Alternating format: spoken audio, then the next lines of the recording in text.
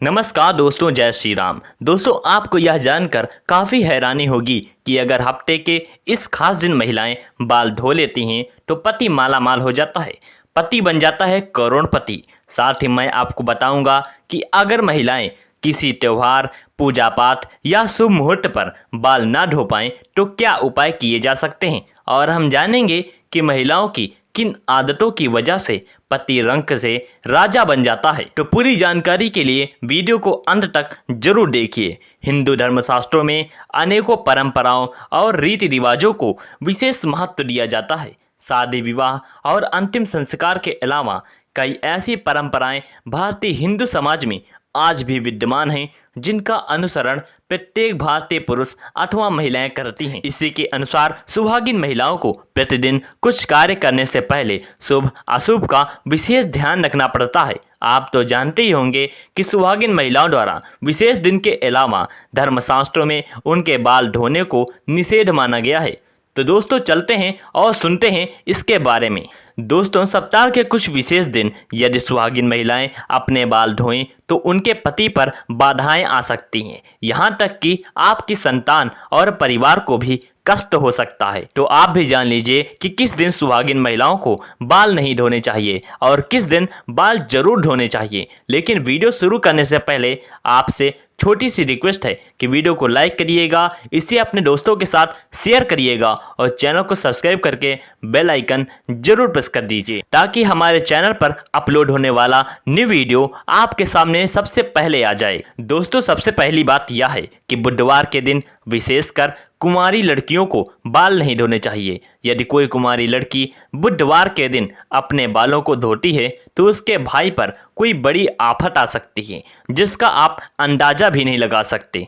इसलिए जितना संभव हो सके बुधवार के दिन कुंवारी लड़कियों को बाल नहीं धोने चाहिए। दूसरी बात, यदि कोई सुहागिन महिला बृहस्पतिवार के दिन अपने बालों को धोती है तो उसके पति की आयु घटती चली जाती है। सुहागिन महिलाओं को भूलकर भी बृहस्पतिवार के दिन बाल नहीं धोने चाहिए और ना ही बृहस्पतिवार के दिन नाखून और बाल आदि काटने चाहिए। ऐसे में आपको बृहस्पतिवार के दिन घर में पोंछा भी नहीं लगाना चाहिए और ना ही बृहस्पतिवार के दिन कपड़े आदि धोने चाहिए। अगर आप ऐसा ही करती हैं तो आपके परिवार पर बहुत बड़ी विपदा आ सकती है।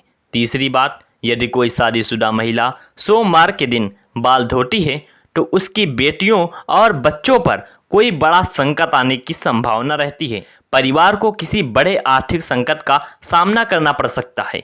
ऐसे में शादीशुदा महिलाओं को सोमवार के दिन बाल नहीं धोने चाहिए। चौथी बात, दोस्तों, अब आपको बता दें कि महिलाओं को किस दिन बाल जरूर ही धोने चाहिए। दोस्तों, वो दिन है शुक्रवार। शुक्रवार को बाल जरूर धोएं। शुक्रवार को बाल धोना बहुत ही शुभ माना जाता है, तो महिलाएं इस दिन को एक नियम की तरह ही बना लें ताकि उन्हें धन धान्य और सुख संपत्ति की प्राप्ति हो।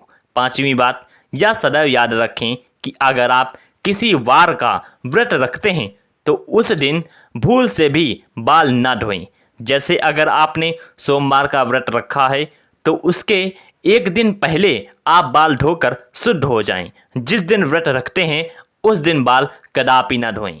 और अगर किसी कारणवश आपको उस दिन बाल धोने पड़ जाएं तो आप यह उपाय कर सकते हैं, आप अपने बालों में कच्चा दूध लगाकर बाल धो सकते हैं।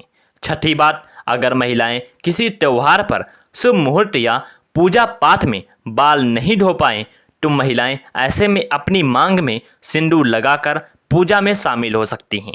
इससे बाल धोने का दोष नहीं लगता। दोस्तों, अगर आपको लगता है कि आपकी किस्मत सही नहीं चल रही है, आए दिन मुसीबत आ रही है, ऐसे में अगर पत्नियां अपने पति के भाग्य के लिए कुछ उपाय करना चाहती हैं तो कुछ ऐसे काम हैं जो अगर आप अपना लें तो माता लक्ष्मी के साथ सभी देवी देवताओं का आशीर्वाद भी आपको मिलेगा और परिवार के सदस्यों की प्रगति एवं सफलता होगी। घर में सुख शांति और समृद्धि आती है। तो चलिए दोस्तों, जान लेते हैं इन चमत्कारी उपायों के बारे में। रोज सुबह उठकर अपनी हथेलियां देखें। रोज सुबह जब आप उठें तो सबसे पहले दोनों हाथों की हथेलियों को कुछ क्षण देखकर चेहरे पर 3 बार फेरें। धर्म ग्रंथों के अनुसार हथेली के ऊपरी भाग में माता लक्ष्मी, बीच में माता सरस्वती व नीचे के भाग में भगवान विष्णु का स्थान होता है। इसलिए रोज सुबह उठते ही अपनी हथेली देखने से भाग्य चमक उठता है और कई तरह के सुनहरे अवसर भी मिल सकते हैं। पहली रोटी गाय को दें। भोजन के लिए बनाई जा रही रोटी में से पहली रोटी गाय को दें। धर्म ग्रंथों के अनुसार गाय में सभी देवी देवताओं का निवास माना गया है। अगर प्रतिदिन गाय को रोटी दी जाए तो सभी देवी देवता प्रसन्न होते हैं और आपकी हर मनोकामना पूरी कर सकते हैं। घर को हमेशा साफ स्वच्छ रखना चाहिए। रोज सुबह झाड़ू पोछा करें। सूर्यास्त के बाद झाड़ू पोछा नहीं करना चाहिए। ऐसा करने से माता लक्ष्मी रूठ जाती हैं और व्यक्ति को आर्थिक हानि का सामना करना पड़ सकता है। धर्म ग्रंथों के अनुसार जो व्यक्ति सूर्यास्त के बाद झाड़ू पोछा करता है, देवी लक्ष्मी उस घर में निवास नहीं करती और वहां से चली जाती हैं। पीपल पर जल चढ़ाएं। दोस्तों, रोज सुबह स्नान आदि करने के बाद पीपल के पेड़ पर 1 लोटा जल चढ़ाएं। पीपल में भगवान विष्णु का निवास होता है। रोज यह उपाय करने से भगवान विष्णु प्रसन्न होते हैं और शुभ फल प्रदान करते हैं। इस पेड़ का महत्व इसी बात से जाना जा सकता है कि अर्जुन को गीता में उपदेश देते हुए भगवान श्री कृष्ण ने स्वयं को पेड़ों में पीपल बताया था। घर खाली हाथ न जाएं। दोस्तों, बाहर से जब भी आप अपने घर में प्रवेश करें तो कभी भी खाली हाथ न जाएं।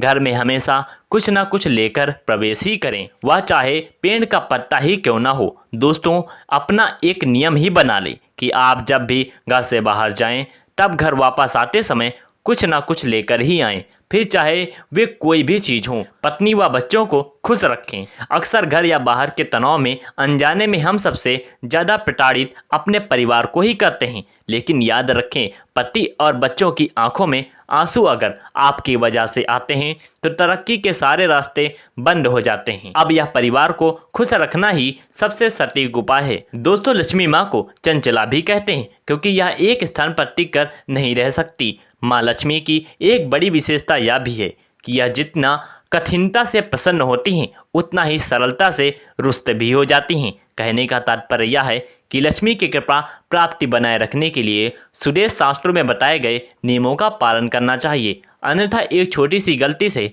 लक्ष्मी माँ रुष्ट होकर चली जाती हैं। आपने देखा ही होगा कि बड़े घाट बाट के साथ रहने वाले साहूकार और सेठ एक पल में कंगाल होकर रास्ते पर आ जाते हैं। यह सब माता लक्ष्मी के रुष्ट हो जाने का कारण ही होता है। माँ को नाराज करने से अच्छा है कि शास्त्रों में बताए गए इन नियमों का पालन करें ताकि महालक्ष्मी अपने भक्तों से रुष्ट ना हो सके और उनकी असीम कृपा उनके भक्तों पर हमेशा बनी रहे। जैसा कि हम सब जानते हैं कि धन को लक्ष्मी का स्वरूप माना गया है। बहुत से लोग उंगली में थूक लगाकर रुपए गिनते हैं। ऐसा करने से लक्ष्मी का अनादर होता है। किसी से भी रुपया लेते समय या देते समय उसे प्रणाम कर लेना चाहिए, इससे माता प्रसन्न होती हैं। घर में स्त्री भोजन बनाते समय या खाना परोसते समय अगर खाती रहती है तो इससे भी लक्ष्मी नाराज हो जाती है। इसका कारण यह है कि इससे भोजन जूठा हो जाता है। जहाँ जूठा खाना खाया, खिलाया या फैला होता है उस घर के लोगों से माता लक्ष्मी नाराज ही रहती हैं।